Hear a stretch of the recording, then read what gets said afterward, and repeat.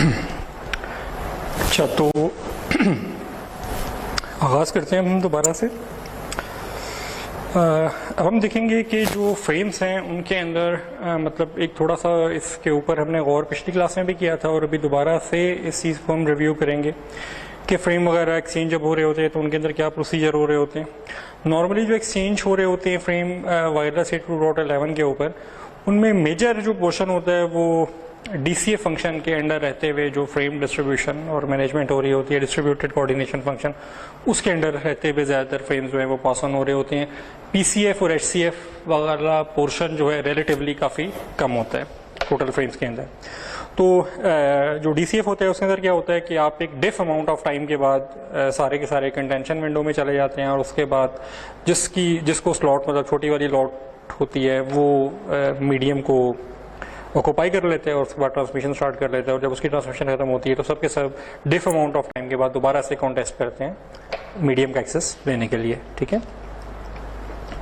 अच्छा, अब इसमें दो तरह की ट्रांसमिशन हो रही होती हैं, एक होती है ब्रॉडकास्ट या मल्टीकास्ट और एक होती है यूनिकास्ट। ठीक है। तो ब्रॉडकास्ट के लिए कुछ थोड़े से रूल्स बने हुए हैं और यूनिकास्ट के लिए कुछ थोड़े से रूल बने हुए हैं, उनको हम थोड़ा सा देख लेते हैं कि वो किस तरह काम करते हैं। तो जो ब्रॉडकास्ट होते हैं वो ऑटोमेटिकली या मल्टीकास्ट होते हैं, वो एक से ज़्यादा डेस्टिनेशन के लिए डिस्टाइंड होते हैं, मतलब उनका जो डिलीवरी होती है वो एक से ज़्यादा स्टेशन के लिए जा रही होती है। ब्रॉडकास्ट ऑटोमेटिकली तमाम के लिए होगा, जबकि मल्टीकास्ट जो है वो group of the IP addresses के ऊपर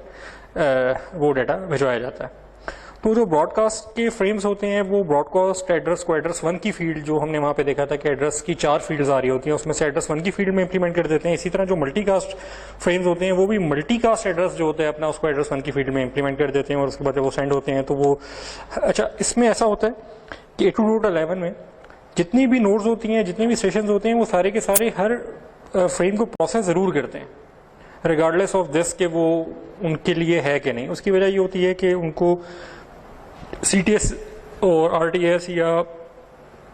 डाटा के फ्रेम्स में से एटलीस्ट उनको नैव की वैल्यू ज़रूर चाहिए होती है कि उनकी विसिनिटी में अगर कोई और उस चैनल के ऊपर अगर चैनल को ऑक्यूपाई करने लगा है तो वो अपने आप को रोक दें। ठीक है। तो इस वजह से वो मतलब एटलीस्ट इस इंफॉर्मेशन के लिए हर एक फ्रेम को प्रोसेस ज़रूर कर रहे होते हैं एक ख़ास लेवल तक। अच्छा, उसके बाद beacon, probe, request, IBSS type के फ्रेम्स होते हैं जो मैनेजमेंट वाले फ्रेम होते हैं, और मल्टीकास्ट फ्रेम्स जो होते हैं वो अच्छा खैर तो बात हम कर चुके हैं कि वो एड्रेस नंबर 1 वाली फील्ड में डाल दिए जाते हैं। अच्छा, एक इसमें सबसे मेन पॉइंट या जो याद रखने वाली बात है कि जितने भी ये ब्रॉडकास्ट या मल्टीकास्ट वाले फ्रेम होते हैं कि मैनेजमेंट इस तरह की जाती है कि इनकी नंबर एक तो ये कि इनके ऊपर रूल इन्होंने इंप्लीमेंट किया हुआ कि फ्रेगमेंट नहीं होते, ये हमेशा एक ही सिंगल गो में जाएंगे, और सेकेंड ये कि इनकी एक्नॉलेजमेंट नहीं होती। ठीक है, मतलब CTS, RTS वगैरह वगैरह जो प्रोब्स वगैरह होती हैं इनकी एक्नॉलेजमेंट नहीं आ रही होती। एक्नॉलेजमेंट नॉर्मली सिर्फ डाटा फ्रेम के लिए इंप्लीमेंट की जाती है। अच्छा, आप शायद आप लोगों ने ग्रुप के ऊपर वो नहीं पढ़ा मैसेज, टाइम इन्होंने कुछ थोड़े से चेंज कर दिए। ठीक है, तो इन्होंने जो टाइम रखा है वो है 6 से 9। ठीक है, तो जो 6:30 से सॉरी, तो 6:30 से 7:15 तक एक पोर्शन ऑफ द क्लास हो रहा होता है और देन फिर 8 बजे से हम ऑनवर्ड दोबारा से ना रीज्वाइन करते हैं। तो अभी मेरी फ़िलहाल ज़िशान साहब से इस हवाले से गुफ्तगू शनीद हुई नहीं, तो लेट्स सी, क्योंकि उनकी भी शायद कोई मसले मसाइल होंगे जिस तरह इन्होंने रिकॉर्डिंग वालों को भी मतलब मेरे साथ अटैच करना होता है, रोकना होता है। तो वरना पहले तो ऐसे ही होता था और मेरे दिन में भी था कि शायद 7:30 से ऑनवर्ड वही पुराने टाइम के ऊपर या 8 बजे से ऑनवर्ड पुराने टाइम में हो रही होती है। लेकिन बहरहाल देख लेते हैं, अगर केस वाले में उनसे बात कर लूँगा ज़िशान साहब से, अगर तो एडजस्टमेंट होती है तो ठीक है, नहीं होती तो फिर आपका जो टाइम होगा वो 6:30 से 9 बजे का होगा। ठीक है, 6 से 6:45 तक एक, और फिर 8 बजे से ऑनवर्ड 9 बजे तक का एक सेशन हम लोग कर लिया करेंगे। ठीक है। अच्छा, मैनेजमेंट के वाले और ये वाले फ्रेम जो होते हैं ये नंबर 1 फ्रेगमेंट नहीं होते और नंबर 2 इनकी एक्नॉलेजमेंट नहीं होती। अच्छा, अब ये काम ऐसे करते हैं कि जब किसी भी प्रियर फ्रेम एक्सचेंज वगैरह हो रहा होता है, कोई प्रियर ट्रांसमिशन हो रही होती है, तो उसके बाद जब वो खत्म हो जाती है तो डिफ अमाउंट ऑफ टाइम वेट होता है। डिफ अमाउंट ऑफ टाइम के बाद कंटेंशन विंडो पीरियड स्लॉट हो जाता है जिसमें सारे के सारे रैंडम नंबर के थ्रू अपनी स्लॉट बुक करते हैं। उसका जिसकी कम से कम नंबर वाली स्लॉट होती है वो अपनी ट्रांसमिशन स्टार्ट कर देता है। ठीक है, और वो ये करता है कि वो अपने डाटा मैनेजमेंट का जो फ्रेम होता है, चाहे वो ब्रॉडकास्ट हो या मल्टीकास्ट हो, उसको वो फ़ौरन सेंड कर देता है। अब चूंकि इसकी ना एक्नॉलेजमेंट होती है ना कोई फ्रेगमेंटेशन होती है, वो एक ही अकेला फ्रेम होता है, तो जब वो सेंड हो जाता है तो उसके बाद फिर दोबारा से डेफ अमाउंट ऑफ टाइम वेट होता है, उसके बाद वही कंटेंशन विंडो स्टार्ट होती है, उसके बाद कोई और नया ट्रांसमिशन के लिए जो नोड होता है वो अपनी उसको बुक कर लेता है कैरियर को, और उसके बाद वो अपनी ट्रांसमिशन स्टार्ट कर देता है। ठीक है, अच्छा उसके बाद ये तो थे मल्टीकास्ट या ब्रॉडकास्ट फ्रेम का केस। ठीक है, यूनिकास्ट फ्रेम में क्या होता है? यूनिकास्ट फ्रेम ऑटोमेटिकली वो फ्रेम होते हैं जो कि सिंगल स्टेशन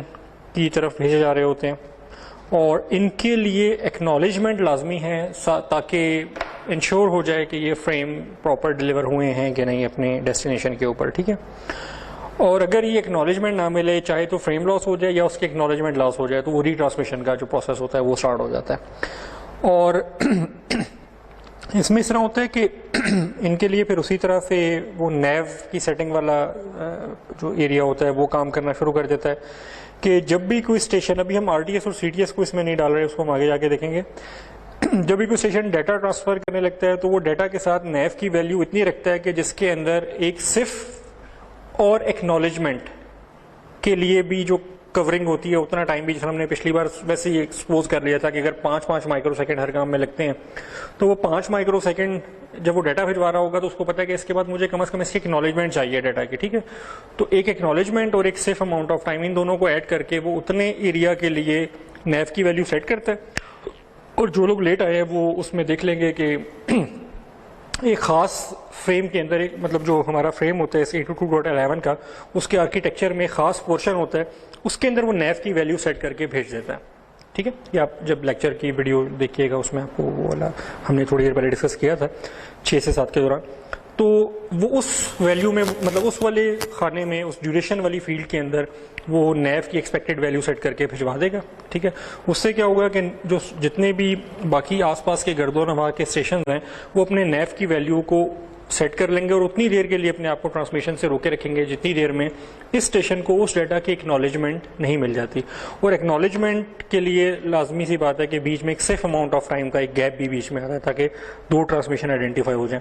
तो जब ये इसकी एक्नॉलेजमेंट वाला पोर्शन और ये ट्रांसमिशन कंप्लीट होगी कि इसका डाटा डिलीवर हो जाएगा और जो रिसीवर है वो एक्नॉलेजमेंट वापस भिजवा देगा, तो उसके बाद डेफ अमाउंट ऑफ टाइम वेट होगा और उसके बाद वही कंटेंशन विंडो वाला काम स्टार्ट हो जाएगा। ठीक है, लेकिन अगर ये डाटा फ्रेगमेंट्स में जा रहा हो, ठीक है, अभी हम स्टिल सीटीएस और आरटीएस को डील नहीं कर रहे, अगर ये जा रहा हो फ्रेगमेंटेशंस में, तो फिर स्टेशन 1 क्या करेगा? जब स्टेशन 1 डाटा फ्रेगमेंट 1 सेंड करने लगेगा तो उसको पता है कि इस डाटा फ्रेगमेंट 1 की एक्नॉलेजमेंट आनी है मुझे, उसके बाद मेरे पास अभी मजीद डाटा है तो मैंने फ्रेगमेंटेशन 2 भी भेजनी है, और देन फिर उसकी एक्नॉलेजमेंट भी मुझे आनी चाहिए। ठीक है, तो वो जब डाटा फ्रेगमेंट 1 का पैकेट भेजेगा तो उसके फ्रेम की नेव की फील्ड के अंदर वो डाटा 2 का टाइम, 2 एक्नॉलेजमेंट का टाइम, एक्नॉलेजमेंट 1 और एक्नॉलेजमेंट 2, और 3 सेफ का टाइम, ठीक है, ये टाइम ऐड करके उस नेव की फील्ड के अंदर डालकर भिजवा देगा ताकि आसपास के जितने भी स्टेशन हैं वो उतने टाइम तक अपनी ट्रांसमिशन को डेफर कर दें। ठीक हो गया? अच्छा, जब ये डाटा फ्रेगमेंट 1 वाला पैकेट स्टेशन 2 या रिसीविंग वाले स्टेशन के पास पहुंचेगा तो वो अब उसके जवाब में एक्नॉलेजमेंट भिजवाएगा। जब एक्नॉलेजमेंट भिजवाने लगा तो एक्नॉलेजमेंट का वो जो फ्रेम की वो वाली फील्ड है ड्यूरेशन वाली, उसके अंदर अब उसको पता है एक्नॉलेजमेंट तो मैं भिजवा रहा हूँ, ये वाला टाइम तो ओवर हो गया, तो अब वो सिर्फ डाटा फ्रेगमेंट 2 प्लस एक्नॉलेजमेंट और प्लस वो जो सिफ है वो कैलकुलेट करके उतने अमाउंट ऑफ टाइम के लिए नेव की वैल्यू अपडेट करके एक्नॉलेजमेंट 1 वापस भिजवा देगा। ठीक है, यहाँ पे आप देख लें कि इसने डाटा फ्रेगमेंट 1 भिजवाई तो यहाँ पे ये वाला जो एरिया है ये बता रहा है कि नेव कितने टाइम के लिए सेट हो रहा है। ठीक है, तो जब इसने डाटा फ्रेगमेंट 1 भिजवाई तो यहाँ से नेव के अंदर उसने डाटा 2 प्लस 2 एक्नॉलेजमेंट और 3 safe number 1, safe number 2, safe number 3, 3 safe, 2 acknowledgement और 1 डाटा के बराबर टाइम कैलकुलेट करके उसको नेव की फील्ड के अंदर डाल के भिजवा दिया। जब स्टेशन 2 के पास डाटा फ्रेगमेंट 1 पहुंच गई, अब उसने जब इसकी एक्नॉलेजमेंट भिजवाई तो एक्नॉलेजमेंट के अंदर उसने डाटा 2, एक्नॉलेजमेंट नंबर 2 और ये 2 सेफ, इन दोनों के बराबर टाइम था वो कैलकुलेट करके नेव की फील्ड के अंदर अपडेट करवा दिया। ठीक है, अच्छा,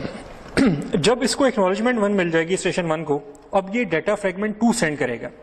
ये डाटा फ्रेगमेंट 2 सेंड करने से पहले चेक करेगा कि मेरे पास मजीद डाटा है भिजवाने के लिए, तो उसको पता चलेगा कि हाँ मेरे पास डाटा फ्रेगमेंट 3 भी है, आखिरी पोर्शन ऑफ द फ्रेगमेंट है जो कि मैंने अपने रिसीविंग साइड को भिजवाना है। तो वो क्या करेगा, वो डाटा 3 के लिए जो टाइम चाहिए, 2 एक्नॉलेजमेंट का टाइम, फ्रेगमेंट 2 की एक्नॉलेजमेंट और फ्रेगमेंट 3 की एक्नॉलेजमेंट और 3 सिर्फ, ये टाइम कैलकुलेट करके नैव की वैल्यू में डाल के वो भिजवा देगा। इसी तरह जब एक्नॉलेजमेंट नंबर 2 वापस आएगी तो वो सिर्फ और सिर्फ डाटा फ्रेगमेंट 3 और एक्नॉलेजमेंट नंबर 3 की वैल्यू को कैलकुलेट करेगी और साथ 2 सिर्फ मिलाएगी और वापस भिजवा देगी। ठीक है, अच्छा जब इसको एक्नॉलेजमेंट नंबर 2 मिल जाएगी स्टेशन 1 को, तो अब ये देखेगा कि अब मैंने डाटा फ्रेगमेंट 3 भिजवानी है, तो उस डाटा फ्रेगमेंट 3 के बाद मेरे पास मजीद कोई डाटा है तो उसको पता चलेगा कि नहीं, ये फ्रेगमेंट 3 जो है ये मेरे पास आखिरी फ्रेगमेंट थी, अब मजीद मैंने कोई डाटा नहीं भिजवाना। तो अब वो क्या करेगा, वो सिर्फ और सिर्फ एक एक्नॉलेजमेंट जो कि उसको 3 वाला जो फ्रेगमेंट भिजवा रहा है उसकी एक्नॉलेजमेंट चाहिए, उतना टाइम प्लस एक सिर्फ, ये टाइम कैलकुलेट करके नैव की वैल्यू में डालकर डाटा फ्रेगमेंट 3 वाला पैकेट भिजवा देगा। ठीक है, और जब स्टेशन 2 उसको वापस एक्नॉलेजमेंट देने लगेगा तो उसको पता है कि अब चूंकि आगे कोई पैकेट नहीं रहा, इसके अंदर एक और बिट होती है जिसके अंदर मोर डाटा वाला एक बिट सेट, मोर फ्रेगमेंट वाली एक बिट सेट हो रही होती है। ये आप जब पुराना वीडियो इस लेक्चर के शुरू की देखेंगे वहां से आपको आइडिया हो जाएगा। तो चूंकि अब जब स्टेशन 2 को पता चलेगा कि इसके बाद मजीद डाटा नहीं आना, वो एक खास किस्म की बिट सेट हुई भी होगी जिससे उसको पता चलेगा कि मजीद डाटा मुझे नहीं मिलना, तो अब वो मजीद कोई भी नैव की वैल्यू सेट किए बगैर सिर्फ और सिर्फ एक्नॉलेजमेंट भेज देगा। ठीक है, और यहाँ पे जाके ट्रांसमिशन एंड हो जाएगी। उसके बाद वो डिफ अमाउंट ऑफ टाइम के बाद सारे के सारे स्टेशन जो हैं वो कंटेंशन विंडो के अंदर आ जाएंगे। ठीक हो गया। अच्छा, यहाँ तक अभी तक हमने आरटीएस और सीटीएस को इन नहीं किया था। तो ऐसे सिनेरियो जिसके अंदर आरटीएस और सीटीएस भी इन हो जाएं, तो वहाँ पे क्या होगा कि आरटीएस जब कोई भी स्टेशन सेंड करेगा, रिक्वेस्ट टू सेंड करेगा कि अगर मैं जान के मान पाऊँ तो कोई डाटा अर्ज कर दूँ, तो उसको पता होगा कि मैंने कितना डाटा सेंड करना है, तो ऑटोमेटिकली वो उसको पता है कि मैं आरटीएस सेंड कर रहा हूँ तो उसके जवाब में सीटीएस आएगा, सीटीएस के बाद मैं डाटा भिजवाऊंगा और डाटा के बाद उसकी एक्नॉलेजमेंट आएगी। तो वो ये 3 टाइम सीटीएस का, डाटा का और एक्नॉलेजमेंट का इनको ऐड करेगा और प्लस इनके दरमियान में जो सिर्फ 3 आने हैं उनको कैलकुलेट करेगा, और वो जो टोटल टाइम होगा वो जमा करके आरटीएस के पैकेट के अंदर नैव की वैल्यू में उतना टाइम रख के ये आरटीएस का पैकेट भिजवा देगा।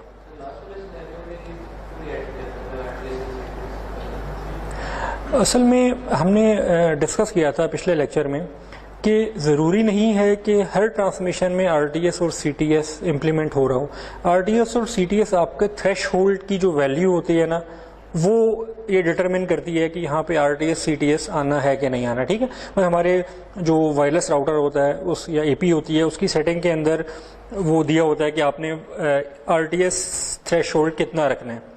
तो अगर आपके पैकेट्स उस थ्रेशहोल्ड के साइज से छोटे हैं तो आरटीएस सीटीएस वाला मैकेनिज्म एक्टिवेट नहीं होगा, सिंपली ये डाटा वाला मैकेनिज्म एक्टिवेट हो जाएगा। इसीलिए मैंने दोनों आपको अलग अलग करके समझा दिए कि अगर आरटीएस सीटीएस नहीं होता फिर क्या होगा, और ऐसे पैकेट जो थ्रेशहोल्ड से बड़े हैं वहां पे फिर आरटीएस सीटीएस वाला मैकेनिज्म आता है तो फिर क्या होगा। ठीक है, तो यहां पर फिर ये करेगा कि ये जब आरटीएस भिजवाएगा तो वो CTS plus data plus acknowledgement और प्लस 3 सिफ वाला टाइम रख के भिजवा देगा। और जब इसके रिप्लाई में सीटीएस जब जाएगा तो उसको पता है कि सीटीएस तो मैं भेज ही रहा हूं, अब वो सिर्फ डाटा एक्नॉलेजमेंट और 2 सिफ का टाइम रख के अपनी नैव की वैल्यू को सेट कर देगा।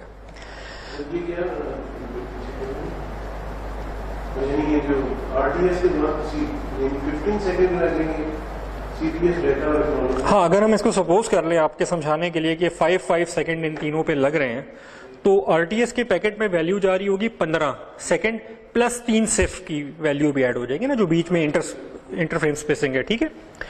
तो जब आरटीएस अब मुझे पता है कि जब मैं आरटीएस भिजवा रहा हूं तो इसके जवाब में मुझे सीटीएस आना है तो 5 सेकंड हो गए, फिर डाटा भिजवाना है 5 सेकंड हो गए, फिर उसकी एक्नॉलेजमेंट आनी है तो 5 सेकंड हो गए, तो मैं तो 15 भिजवा दूंगा। अब आप मुझे उसका रिप्लाई करने लगे हैं, तो अब आप तो सीटीएस तो भिजवा ही रहे हैं, तो ये वाला काम तो ओवर हो गया ना। इसके बाद के लिए हम नैव किस लिए बुक करते हैं, अपनी फ्यूचर ट्रांसमिशन के लिए कैरियर को अपने